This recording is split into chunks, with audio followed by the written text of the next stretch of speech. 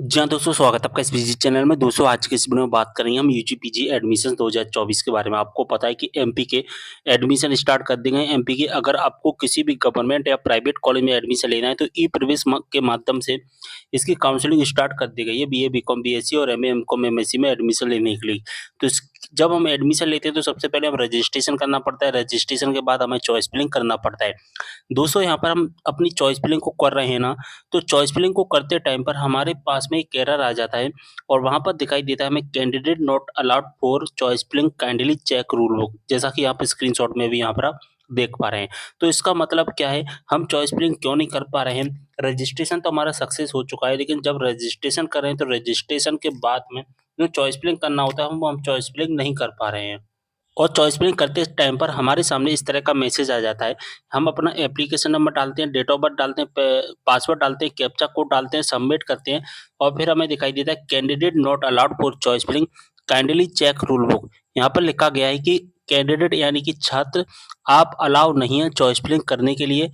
यहाँ पर क्या लिखा है गया है कि आप अलाउ नहीं है चॉइस फिलिंग करने के लिए, काइंडली चेक रूल बुक। ठीक है, आपको रूल बुक पढ़नी चाहिए। अब जब आप अपनी रूल बुक को पढ़ते हैं, पूरे समथिंग 50 से 60 पेज की जो रूल बुक है, उसे आपको पढ़ना है और उसमें ही आपको एक पेज पर क्लियर मेंशन किया गया है कि ऐसे कैंडिडेट जिन्होंने 12वीं क्लास, हम सबसे पहले 12वीं क्लास के बारे में बात करेंगे, यानी कि उन स्टूडेंट की बात करेंगे जो यूजी में एडमिशन ले रहे हैं, बीए, बीकॉम, बीएससी में एडमिशन ले रहे हैं। ठीक है? तो 12वीं क्लास करना होता है यूजी में एडमिशन लेने के लिए। अगर आपने 12वीं क्लास एमपी बोर्ड से ना करके अदर स्टेट से की है, यानी कि आपने जो 12वीं क्लास को पास किया है, वो 12वीं क्लास एमपी से ना करके अदर स्टेट से की है, यूपी बोर्ड से, राजस्थान बोर्ड से या कोई सा भी बोर्ड उससे किया है, तो फिर आप यहाँ पर चॉइस फिलिंग नहीं कर पाएँगे। ठीक है? आप चॉइस फिलिंग नहीं कर पाएँगे। या दोस्तों, आप डोमिसाइल सर्टिफिकेट जो डोमिसाइल सर्टिफिकेट लगा रहे हैं, वो एमपी का नहीं है। यानी कि आप अदर स्टेट में रहते हैं। कहाँ रहते हैं? आप अदर स्टेट में रहते हैं। ठीक है? अगर आप अदर स्टेट में रहते हैं, तो भी आप चॉइस फिलिंग को नहीं कर पाएँगे।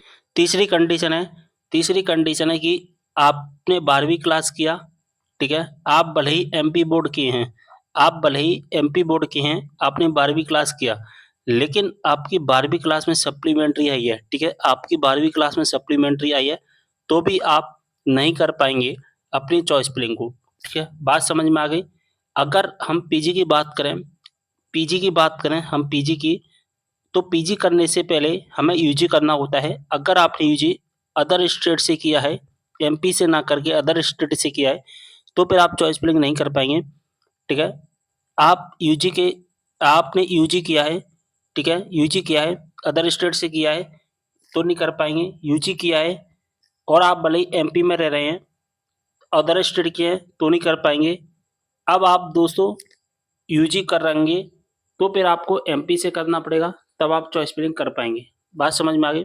या फिर आपने जो यूजी किया है, उस यूजी का जो फाइनल रिज़ल्ट है, वो सप्लीमेंट्री या एटी-केटी का है, तो भी आप चॉइस फिलिंग नहीं कर पाएँगे। ठीक है?